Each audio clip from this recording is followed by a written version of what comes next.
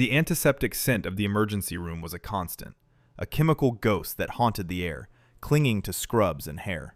It was a smell Alara Vance had come to associate not with healing, but with a sterile, controlled quiet she desperately craved. It was a poor substitute for the ozone and cordite she was trying to forget, but it was the best she could find. She moved through the controlled chaos of a Tuesday night shift, a slow, unassuming figure in cheap, sea-green scrubs that were just a little too large, their scratchy texture a minor, persistent irritation against her skin. Her movements were deliberate, measured, a habit so deeply ingrained it was mistaken by everyone for hesitation or clumsiness. Right now, she was wiping up a spilled cup of coffee near the nurse's station, her motions methodical. To the casual observer, she was the slow nurse, the quiet one who seemed perpetually lost in thought. But inside her mind, a different process was unfolding. Her brain was a tactical computer, constantly running diagnostics on her surroundings. The squeaking rubber soles of Dr. Miller's shoes meant he was anxious, his pace too quick. The relentless hum of the fluorescent lights overhead had a fractional flicker, a sign the ballast was failing. 2 exits were clearly marked. A third was a service corridor behind the linen closets, its lock easily bypassed with a credit card. The agitated man in Triage Bay 4, shouting at his wife on his phone, kept his right hand near his waistband. His posture was aggressive, but his eyes were wide with fear, not malice. A low-level threat, but a threat nonetheless. She squeezed the rough paper towel, the dampness seeping into her fingers.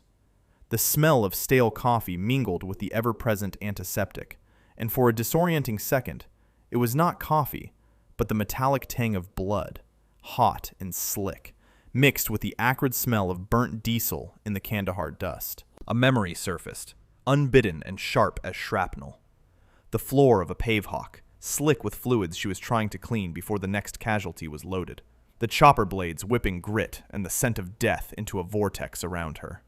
Her knuckles, thick with faded scars that pulled the skin tight, tightened on the wad of paper. She forced the memory down, compressing it into the dark, quiet box in her mind where she kept the ghosts. She was Nurse Vance now. Just a nurse. She focused on the squeak of the paper against the linoleum, a mundane sound to anchor her in the present.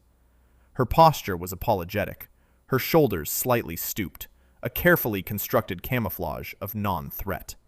It was a role she played with the same discipline she had once used to field strip a rifle in the dark.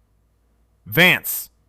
The voice was a whip crack, cutting through the ambient symphony of crisis. It belonged to Director Thorne. Alara straightened slowly, turning to face him. David Thorne was not a doctor or a nurse. He was an administrator, a man whose entire authority was derived from a title on a brass plaque and the sharp cut of his expensive suits. Today's was charcoal gray, immaculate and utterly out of place amidst the spills and stresses of the ER. He smelled of expensive cologne and ambition, a cloying combination that always set Alara's teeth on edge. "Did you finish restocking the suture kits in Trauma 1 and 2? Thorne asked, his voice dripping with condescension. He did not wait for an answer. "Because you seem to have found time for janitorial duties. Again." A few of the other nurses glanced over, their expressions a mixture of pity and relief that they were not the target. Thorne thrived on public humiliation, using it as a tool to assert a dominance his actual skills could not support.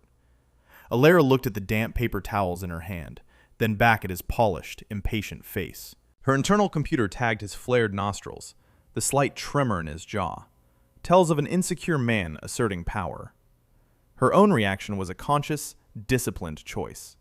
She kept her expression flat, her gaze lowered. "Almost done here, Director Thorne. Suture kits were next." "Next?" Thorne scoffed, making a show of looking at his watch. "The shift started 2 hours ago, Vance. Everything has a priority. The world does not move at your glacial pace. We are trying to run a top-tier emergency department here, not a retirement home." He wanted a reaction. He fed on it. Alara gave him nothing. She learned long ago in brutal SERE training that the most powerful defense against a psychological tormentor was to become a black hole, to offer no emotional energy for them to consume. The insults were just noise, less threatening than the whine of an incoming mortar. "Understood, Director," she said, her voice a quiet monotone. She balled up the paper towels and disposed of them before moving toward the supply closet. Her walk was an exercise in control, forcing her feet to shuffle when they wanted to roll from heel to toe in the predator's gait she had spent years unlearning. Thorne watched her go, a sneer twisting his lips. He turned to a younger nurse, Maria, who was charting at the desk. "I don't know how she even passed her boards," he said, loud enough for half the department to hear. "It's like she's moving through mud.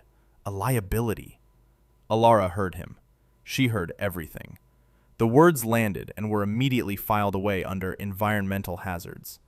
She reached the supply closet, the handle cool against her palm. Inside, the shelves were a mess, a testament to the hurried, panicked grabs of the last shift. This was one of Thorne's favorite punishments for her, assigning her tasks that were both demeaning and a direct result of the chaos his poor management fostered. As she began to organize the boxes of sterile gloves and IV catheters, her hands, which had appeared so clumsy just moments before, moved with an unnatural economy and grace. Out of sight, the mask could slip a little. She sorted by gauge and size, her fingers dancing over the cardboard, creating order from chaos. It was a small, satisfying echo of packing a medical kit for a mission, where every pouch, every item, had a purpose and a place, accessible in total darkness by touch alone. A place for everything, and everything in its place. It was a creed that saved lives. The humiliation was the price. She had known there would be a price. When she left the service, trading the arid mountains of Afghanistan for the sterile corridors of a civilian hospital, she had been seeking penance. She was looking for a place where the stakes were lower, where her skills could atrophy in peace, where no one would ever have to die because she was a half-second too slow or made the wrong call under fire. She wanted a quiet, anonymous life. She had found it, but that anonymity came with the heavy weight of being perpetually underestimated, of being ruled by petty tyrants like Thorne. She finished with the closet in under 10 minutes, the shelves now a model of efficiency. Before she closed the door, she ran a quick mental inventory, noting they were low on 14-gauge needles and chest seals.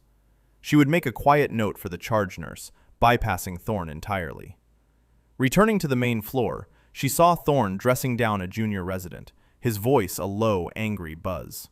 The resident, a kid barely out of medical school, looked pale and shaken. Thorne was taking credit for a diagnosis Alara had subtly suggested to the kid an hour earlier, twisting it to make the resident seem incompetent. It was a classic Thorne maneuver. Later in the shift, Alara went to check the schedule for next week. She had put in a request for a single day off, a Thursday, for an appointment at the VA. It was just a routine checkup, but it was important. The appointment was to manage the phantom pains from old wounds and the tinnitus that was a constant, high-pitched companion. Her request had been deleted from the system. In its place, she was scheduled for a double shift. She stared at the screen, her placid expression unchanging. But inside, something cold and hard clenched in her gut. This was not just condescension anymore. This was active sabotage. It was a deliberate, targeted cruelty. She closed her eyes for a single, tight second. The fluorescent hum of the ER faded, replaced by the roar of rotor wash. She felt the phantom weight of her armor, the familiar chafe of the rifle sling against her neck. The face of her team sergeant, Marcus, flashed in her mind, his grin just before the IED turned their world into fire and thunder. The price of her quiet life was getting steeper. She felt a presence beside her and opened her eyes. It was Ben, a new graduate nurse, young and earnest, and still possessing a spark of idealism she envied. "He did it again, didn't he?" Ben asked quietly, nodding toward Thorne's glass-walled office. "The schedule." Alara just looked at the screen. She didn't have to confirm. "It's not right, Alara," Ben said, his voice laced with indignation. "You're a good nurse. You're solid. You just don't make a big deal about it. He has no right." "It's his department, Ben," she said, her voice flat. She was not just talking about the ER.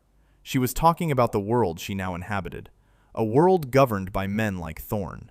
"Yeah, well, his department is a mess when things get real," Ben muttered, before moving off to answer a call light. Alara logged out of the system. She leaned against the counter, the cool laminate a stark contrast to the sudden heat coiling in her stomach. She took a slow, measured breath, the way she'd been taught. In through the nose for 4 counts, hold for 4, out through the mouth for 6. Tactical breathing. It was a tool to lower the heart rate, to control the flood of adrenaline, to keep the predator inside its cage. But the cage was beginning to feel flimsy. The daily humiliations were like stones, dropped one by one onto a thin sheet of ice. She could feel the cracks spreading. The memory of Thorne's sneering face superimposed itself over another, a warlord they had captured in the Korengal Valley, a man who possessed the same arrogant cruelty, who saw people as pawns. She remembered the visceral satisfaction of seeing that man stripped of his power, reduced to a trembling, defeated figure on his knees. Her jaw tightened. The knuckles of her right hand, the one she kept hidden in her pocket, were white. The cost of peace was her silence, her submission. But she was starting to wonder if the cost was becoming too high. She had come here to be a nurse, to save lives without the collateral damage of war. But what did you do when the greatest threat to a patient's life was the man in charge? The thought was still hanging in the air, sharp and dangerous, when the red phone on the wall chirped once, then began to scream. It was a sound that cut through every other noise in the ER, a harbinger of absolute disaster. Every head snapped toward it. The charge nurse, a veteran named Sarah, snatched the receiver. Her face went pale. "Copy that," she said, her voice tight. She slammed the phone down. "Code Black, mass casualty incident. Multi-vehicle pileup on the I-95 bridge. They're saying a chemical tanker is involved. First wave is 5 minutes out." The world shattered. The controlled environment of the emergency room, already a place of high stress, devolved into pure, unadulterated chaos. Nurses and techs scrambled, shouting over one another. The air, once thick with antiseptic, now tasted of panic. It was a metallic tang Alara knew all too well. Director Thorne burst from his office, his face a mask of frantic energy. "All right, people, listen up," he yelled, his voice too high, cracking with strain. "I want all minor injuries cleared out of the bays. Now! Get more gurneys from storage. Someone call toxicology." His orders were superficial, useless. The bays were already being cleared. The gurneys in storage were the ones with broken wheels, a fact he would know if he ever walked the floor. Toxicology had been automatically paged by the Code Black activation. He was performing authority, not exercising it. His hands were visibly shaking as he tried to straighten his tie. For Alara, the blaring alarm and the frantic shouts were like a switch being thrown. The low-grade anxiety and oppressive weight of her civilian life evaporated, burned away by a sudden, freezing calm. The chaos around her slowed, the panicked voices fading into manageable static. Her heart rate, which had been thrumming with suppressed anger just moments before, dropped into a steady, powerful rhythm. 60 beats per minute. Combat ready. The heavy pressure of anonymity was replaced by a crystalline clarity. The world resolved itself into a series of tactical problems demanding solutions. This was not a hospital anymore. It was a mass cal, a hot zone. It was her kingdom. The automatic doors hissed open, and the first wave of victims arrived. A tide of broken bodies and blood, carried in by frantic paramedics. The symphony of crisis began in earnest. Screams of pain, the frantic beeping of monitors, the clipped reports from first responders. Thorne stood frozen for a half second, his eyes wide, a deer caught in the headlights of an oncoming catastrophe. Then he jolted into motion, rushing toward the most critical-looking patient. A state trooper pulled from the wreckage, his face a mangled mess of blood and swelling. "Get me an intubation kit," Thorne shouted, grabbing a pair of gloves that were the wrong size and struggling to pull them on. "Airway is compromised. We need to tube him now." Alara was already moving, her shamble replaced by that fluid, ground-eating pace. She didn't look at the trooper's face. She looked at the mechanics of the injury. The paramedic, rattling off vitals, was drowned out by what she saw. The depressed fracture of the cheekbone, the unnatural flatness of the maxilla, the telltale deviation of the trachea just visible beneath the blood. His entire facial structure was shattered, free-floating. Attempting a standard intubation would be a death sentence. The tube would go nowhere near his lungs. It would slide into the soft tissues of his mangled face and finish the job the crash had started. Thorne, blinded by panic and ego, grabbed a laryngoscope. He was about to kill this man. This was the moment. The point of no return. Her core duty, the one she had sworn to uphold in deserts and mountains and filthy aid stations, to preserve life, slammed into direct conflict with her personal mission to remain a ghost. The choice was not a choice at all. "Stop," Alara said. Her voice was quiet, but it cut through the noise with the chilling precision of a scalpel. Thorne didn't even look at her. "Get out of the way, Vance! This is my scene!" He leaned over the patient, ready to force the blade into the man's mouth. "Director, stop!" This time, her voice was lower, harder. It was not a request. It was an order, backed by a history of command he could not possibly comprehend. Ben, who was trying to get an IV started, froze and looked at her, his eyes wide. Thorne turned, his face contorted with rage. "I have had enough of your insubordination, nurse. You are—" He never finished the sentence. Alara moved. She didn't shove him. It was a subtle, biomechanical displacement. One hand on his forearm, the other on his hip. A slight pivot of her body, and Thorne found himself 2 feet to the side, stumbling, off balance, and utterly neutralized. He looked down at his own hands, then at her, his mind unable to process how he had been so effortlessly moved. In that same fluid motion, her fingers plucked the scalpel, a number 10 blade, from the intubation tray.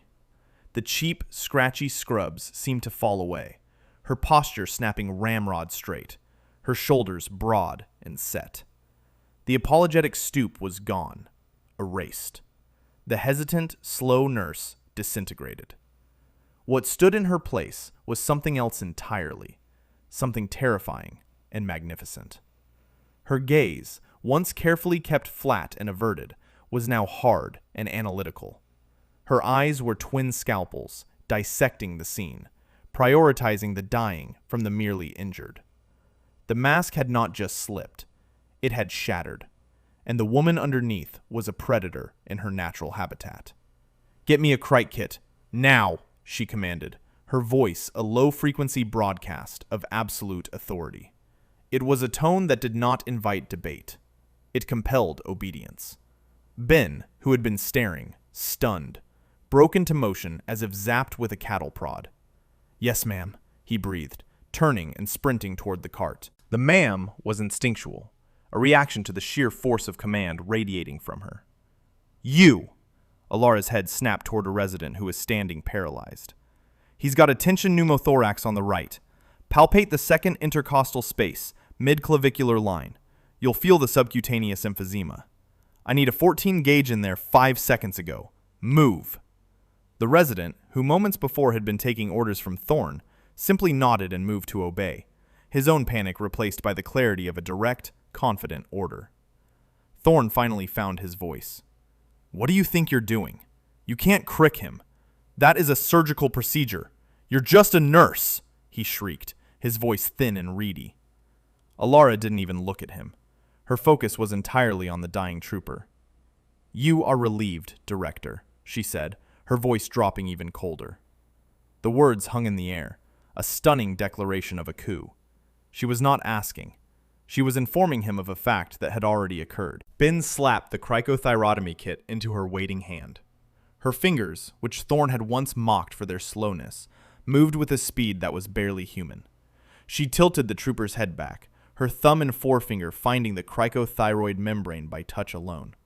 It was a practiced, certain gesture. Palpate, incise, dilate, insert.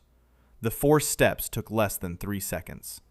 A sharp, vertical cut, the hiss of the hemostat spreading the tissue, the smooth insertion of the tube. It was done with the brutal, efficient grace of a master craftsman. A sudden, sharp hiss of air entering the tube was followed by the first ragged, life-giving breath the trooper had taken in over a minute. The monitor above his head, which had been screaming a flatline alarm, began to beep a slow, steady rhythm.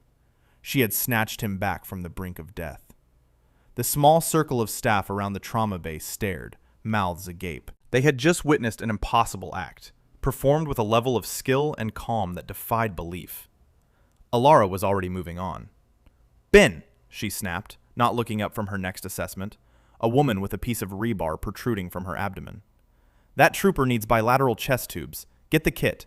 The resident over there will place them. You will assist. Report back." "Yes, ma'am," Ben said again, his voice filled with a reverence that bordered on fear. He was the first follower, the one who recognized true competence and chose to follow it. Hierarchy be damned. The ER, which had been a panicked mob, was transforming. Alara moved through the chaos like a storm front, imposing order through sheer force of will and expertise. Her commands were a staccato burst of imperatives. "You, with the green scrubs, get me a tourniquet. Now." "That man is bleeding out. Femoral artery. I need a hand in here. Put your fist right there and don't let go until I tell you." "Forget the IV. Get the IO drill. We're going straight into the tibia." Each command was clear, concise, and correct. She was triaging on the fly, her mind a whirlwind of algorithms and experience, sorting patients by the color-coded system of military medicine: black for the dead or dying, red for immediate intervention, yellow for delayed, green for the walking wounded. She moved from one patient to the next, a blur of lethal competence. She didn't just give orders, she executed. She manually clamped a bleeding artery with her bare hands, her grip like a vice. She reduced a compound fracture with a sickening crunch, splinting it with ruthless efficiency. She diagnosed a pericardial tamponade by the muffled heart sound she heard through a stethoscope she'd snatched from a terrified intern. The staff, from the most junior tech to the senior residents, fell into line. They orbited her, their previous panic replaced by a focused intensity. They recognized what they were seeing: a masterclass in trauma medicine, delivered under the most extreme pressure imaginable. Her authority was not derived from a title. It was forged in the crucible of her actions. In the corner of the room, near the now useless triage desk, stood a few men in street clothes with minor injuries. They were older, with the telltale posture and hard-bitten faces of veterans.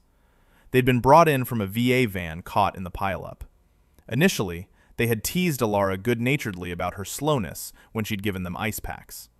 Now, they watched her with a mixture of shock and profound reverence. One of them, a man with a faded 82nd Airborne tattoo on his forearm, nudged his friend. "Holy hell, Frank," he whispered, his voice tight with awe. "Look at her move. That ain't no nurse. That's a ranger medic. I swear to God, that's how they move." And Director Thorne? He was a ghost in his own kingdom. He stood by the wall, sputtering impotently about protocols and insubordination. He shouted at a nurse to call security, but she just looked through him as if he were made of glass and hurried to follow one of Alara's orders. His power, built on a foundation of ego and title, had crumbled to dust in the face of genuine crisis. He was irrelevant, a footnote in a story that was now being written in blood and skill by the woman he had tried to break. He was a king without subjects, screaming decrees into a hurricane that refused to listen. His reign was over. He just didn't know it yet. For 2 hours, Alara commanded the storm. The ER became a finely tuned machine of her own design. The organized chaos was a brutal, beautiful dance of life-saving interventions.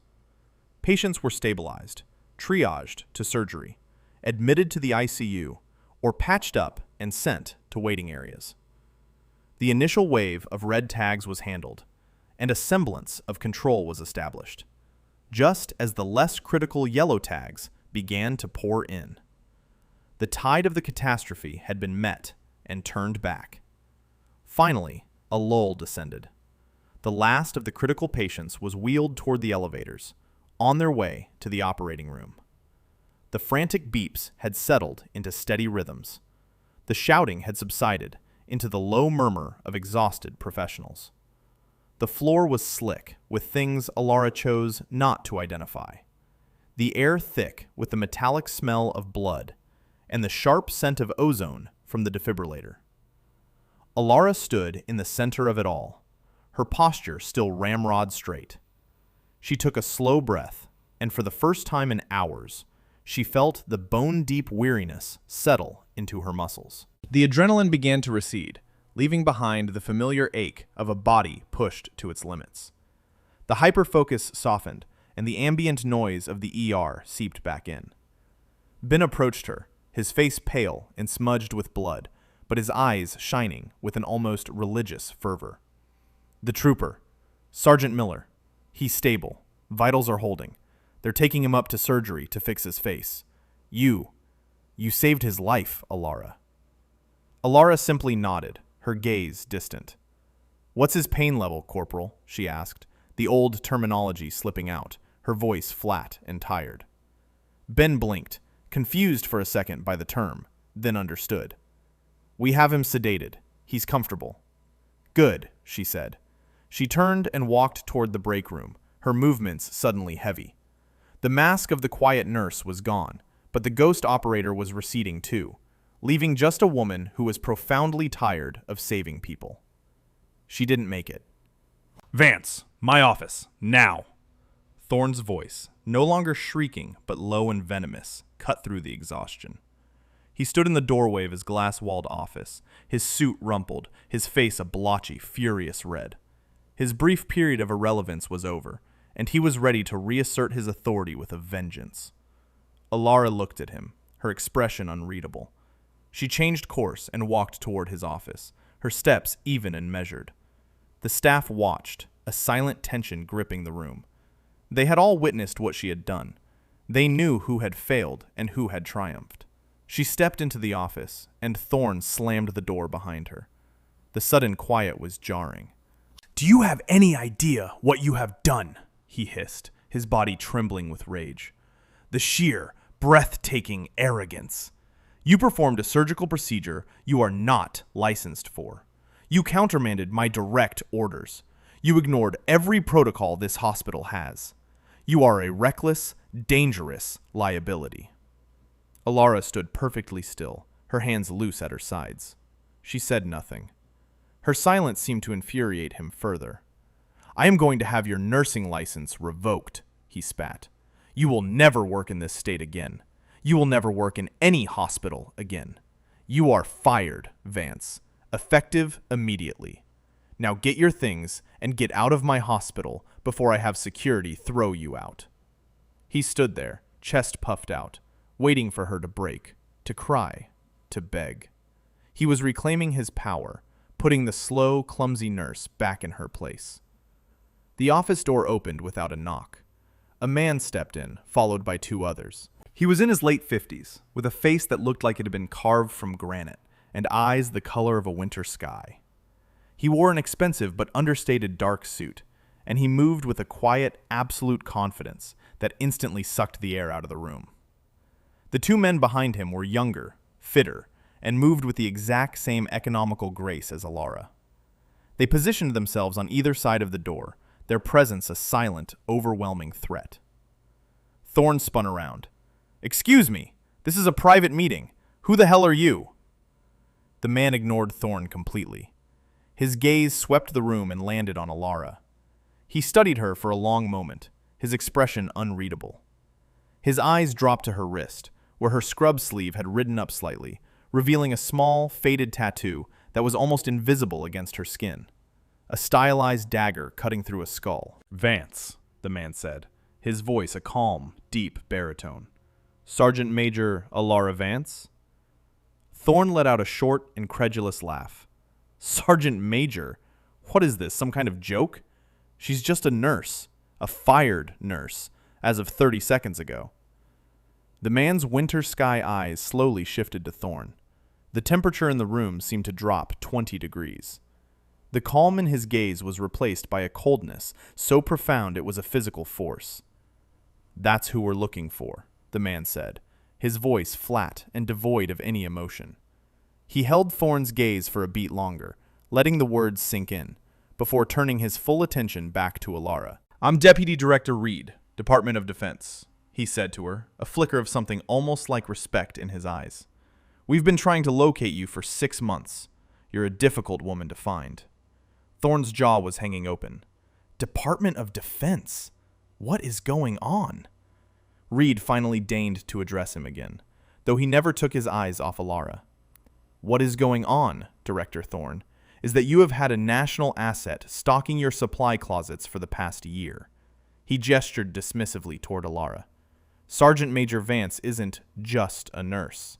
She was one of the senior enlisted leaders for a Joint Special Operations Command task force so classified that its name is still a state secret. She didn't just follow the protocols for prolonged field care under fire. She wrote half of them. The cricothyrotomy you were about to botch? She's performed that procedure successfully over 50 times in active combat zones, often by flashlight in the back of a bucking vehicle, with bullets coming through the hull. Reed took a small step closer to Alara.